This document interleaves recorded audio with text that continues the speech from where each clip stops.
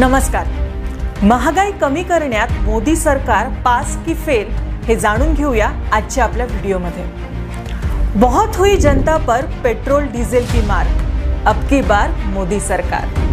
बहुत हुई महंगाई की मार, अब की बार मोदी सरकार. या घोषणा आठवत आहेत? 2014 साली मोदी सरकार अशा जोरदार घोषणा करत सत्तेत आलं. मात्र सत्तेत येऊन 9 वर्ष उलटली, पण महागाई कमी होण्याऐवजी आकाशाला भिडली. पेट्रोलच्या दराने केव्हा 100 पार केली. सिलेंडरच्या भावाचा भडका उडालाय. तसंच गहू, तांदूळ, साखर, तेल, गॅस यासारख्या जीवनावश्यक वस्तूंच्या किमती वाढल्यानं सर्वसामान्यांना महागाईचा मोठा फटका बसलाय. यात नोटबंदी व लॉकडाऊनने आगीत तेल ओतण्याचं काम केलं. त्यामुळे करोडो लोकांचे रोजगार गेले. शिवाय सर्वसामान्यांची कमाई कमी झाली आहे. याचंच एक उदाहरण म्हणजे गेल्या 5 वर्षात घरी जेवण बनवण्याचा खर्च 65% वाढलाय, पण आपले पगार मात्र फक्त 28 ते 37% वाढले. हेच कारण आहे की आज आपल्या देशाची अशी परिस्थिती आहे की 74% लोकांना पोषक आहार परवडत नाही. जेवणातून कधी टमाटा गायब असतो तर कधी कांदा, कधी डाळ पातळ असते तर कधी तेल कमी असतं. ह्या स्थितीला जबाबदार कोण आणि कसं ते पाहण्यासाठी सुरुवात करूया जीएसटी पासून. महागाईचं पहिलं कारण म्हणजे जीएसटी.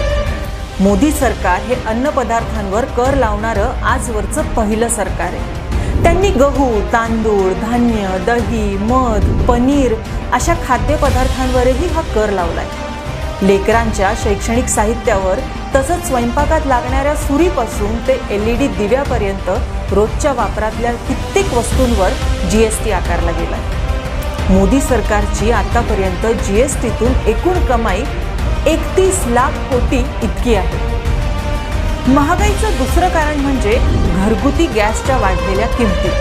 2020-21च्या बजेटमध्ये सिलेंडरवरचं अनुदान 38,500 कोटी रुपये इतकं होतं, जे 2023मध्ये फक्त 2,257 कोटी इतकं केलं गेलं. त्यामुळे नोव्हेंबर 2020 पासून सिलेंडरवरचं अनुदानही कमी झालंय आणि म्हणूनच गॅसच्या टाकीची किंमत दुप्पट झाली आहे. 410 रुपयांवरनं 906 रुपये झाले.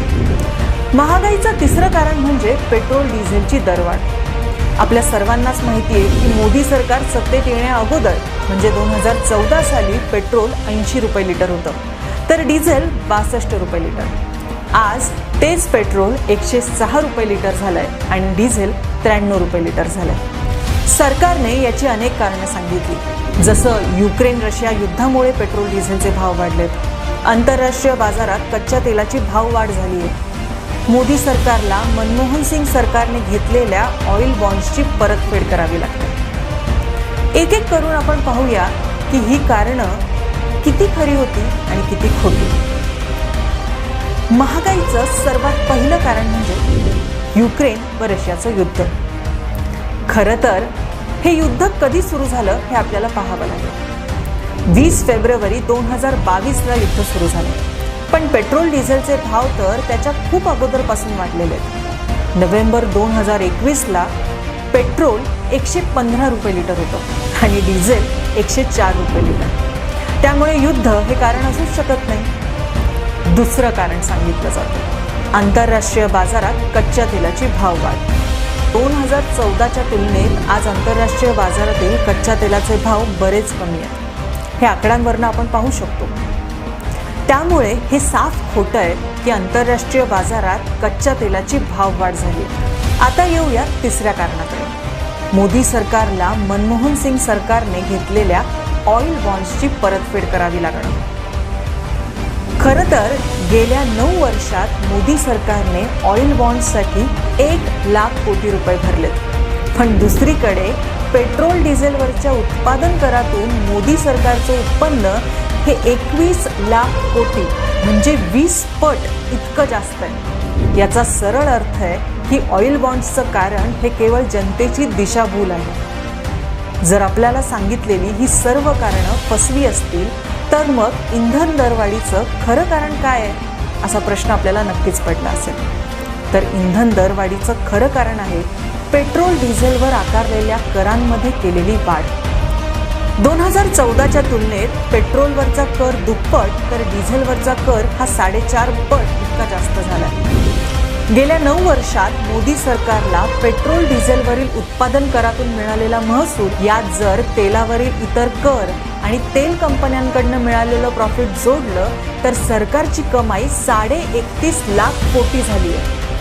याचाच अर्थ पेट्रोल डिझेल दरवाढीला स्वतः मोदी सरकारने वाढवलेला करच जबाबदार आहे. आपल्याला हे तर लक्षात आलं की महागाई कमी करण्यात मोदी सरकार सपशेल फेल ठरलंय. उलट महागाई वाढवण्यासाठी दुसरं तिसरं कोणीही जबाबदार नसून मोदी सरकारची धोरणच जबाबदार आहेत. पण GST, स्वयंपाकाच्या गॅसचे दर, पेट्रोल डिझेलचे दर सरकारने का वाढवले असतील बरं? हे समजून घेऊया. केंद्र सरकार देशाची सर्व संपत्ती आपल्या खास मित्र असलेल्या मूठभर उद्योगपत्यांना देत आहे. गेल्या काही वर्षात केंद्र सरकारने मूठभर बड्या उद्योगपत्यांवरील कंपनी कर 30% 22% केला, ज्यामुळे देशाचं दरवर्षी 1.5 लाख कोटीचं नुकसान झालंय. गेल्या 9 वर्षात 50 लाख कोटींची कर माफी आणि 30 लाख कोटींची कर्जमाफी या उद्योगपत्यांना दिली गेली. शिवाय देशाची नैसर्गिक संसाधनं आणि सरकारी मालकीचे उद्योग कवडीमोल किमतीत मूठभर मोठ्या कंपन्यांना विकल्यामुळे सरकारचा महसूल हा अधिक कमी झालाय.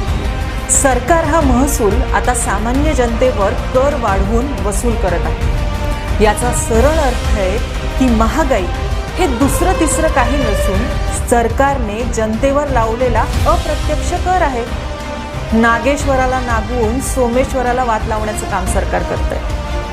म्हणजेच एकाचं लुटायचं आणि दुसऱ्याला दान करायचं. एवढी खैरात वाटल्यामुळेच खास मित्र आज जगातल्या सर्वात श्रीमंत लोकांपैकी एक झालेत. अशाच 1% श्रीमंतांकडे देशाची अर्धी संपत्ती एकवटली आहे. आर्थिक विषमता मोठ्या प्रमाणावर वाढत आहे. या परिस्थितीपासून जनतेचं लक्ष भरकटवण्यासाठी इंग्रजांच्या फोडा आणि राज्यकराचा डावपेच वापरत आहे आणि जनतेमध्ये जाती धर्माच्या नावावर द्वेष पसरवला जात आहे. विरोधी आवाज दडपून लोकशाही व्यवस्था धोक्यात आणली जाते.